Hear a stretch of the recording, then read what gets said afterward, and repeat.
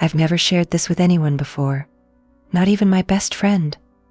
Sometimes it's easier to stay silent and keep going, but with each passing night, it weighs on me more and more, because that evening became a turning point in my life, and it could have destroyed everything I loved. What would you do if the trust you built over years was shattered by someone you considered family? Someone your partner called their own? That's exactly what happened to me. And now I have to live with it. Matt and I have been married for almost 8 years. We have a little daughter, Emily, and a stable, almost perfect life. From the very beginning of our relationship, his best friend Jake has been part of our family. He's Emily's godfather, the kind of person who's always ready to help. We even joked that Jake was an honorary member of the family. We celebrated holidays with him, went on vacations, shared joys and struggles, but I never thought he was capable of this. And, to be honest, sometimes I felt something more for Jake than just friendship. His attention to me was special. In his presence, I felt a lightness, as if he truly saw me. And yes, I liked it. Especially when our marriage hit those moments where everything felt like a routine. Jake was the kind of person who reminded me what it felt like to be significant. These thoughts scared me.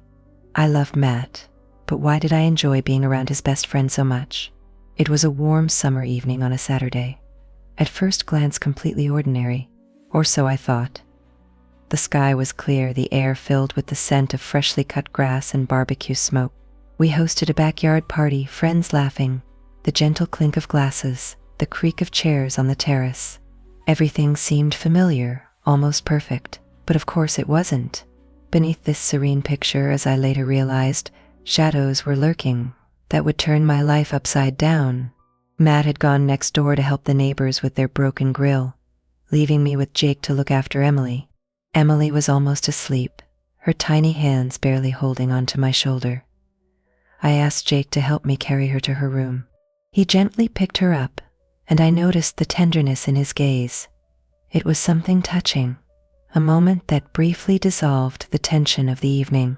But within a minute, as we stood near her crib, I felt his hand on my back.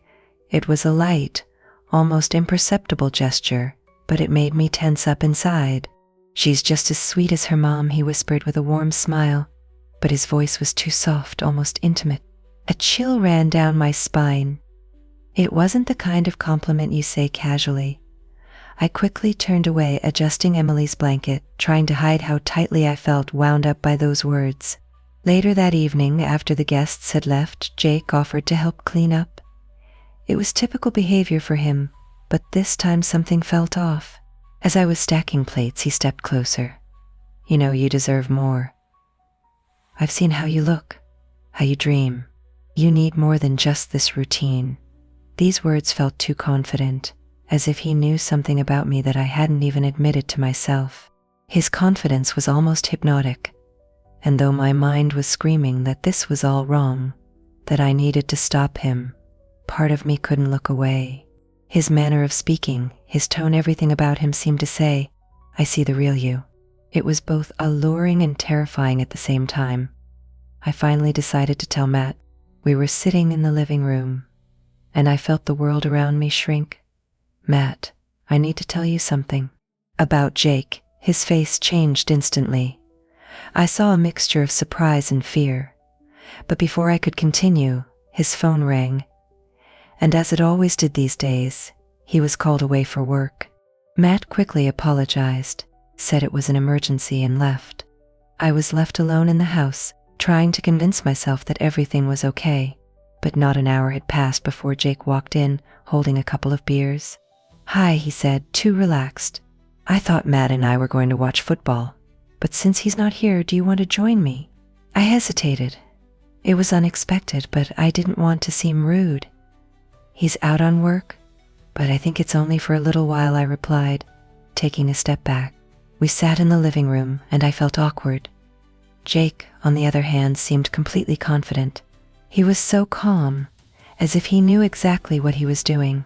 We started talking about small things, about work, about life, but his gaze kept lingering on me longer than it should have. "You look tired," he said suddenly, interrupting the conversation. "Hard days?" "Yeah, a little. I said, hoping he'd change the subject. But instead he leaned a little closer. His voice was lower, almost intimate. "You look like you're carrying too much on your shoulders," he said suddenly, breaking the awkward silence. "But is that all you deserve? You deserve happiness, lightness? I wonder if he notices that in you?" The words came so suddenly that I was taken aback. My heart started beating faster. "Jake, what are you talking about?" He didn't look away. "That you deserve to be happy, really happy." I felt everything inside me turn over. This wasn't just a friendly conversation anymore. This was something else, and I didn't know how to stop it without making the situation even weirder. We both knew where this evening was going. The alcohol only intensified the words and emotions, making the atmosphere between us more and more tense. Every gesture, every glance, seemed to mean more than it should. His fingers casually slid over the neck of the bottle, and I found myself unable to look away. He noticed it. "You feel it too, don't you?" he asked suddenly, breaking the silence. His voice was hoarse but soft, as if he was whispering a secret. I froze, not knowing what to answer. What did he want to hear? That I myself no longer understood where my caution ended and something more began. Jake set the bottle down on the table and leaned in a little closer, his face too close.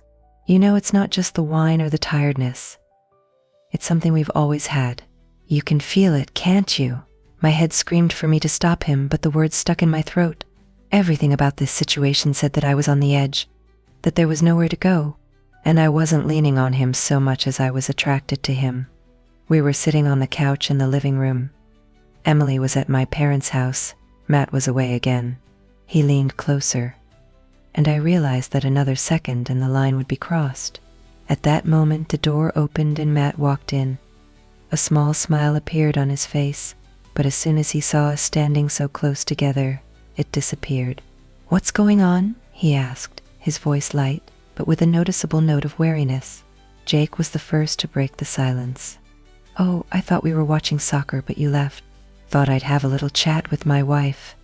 He tried to turn the whole thing into a joke, pulled out his beer and said, "You missed it, man. But soccer with the wife is pretty good too." Matt raised his eyebrows, his gaze sharp. "Really? How was the game?" I could feel the tension in the room becoming almost palpable. Jake was clearly trying to distract me, but I could see that Matt was watching us both closely. His voice was calm, but there was suspicion in his eyes. "You know, you could have called to let me know you were coming," Matt said with a small smirk that didn't reach his eyes.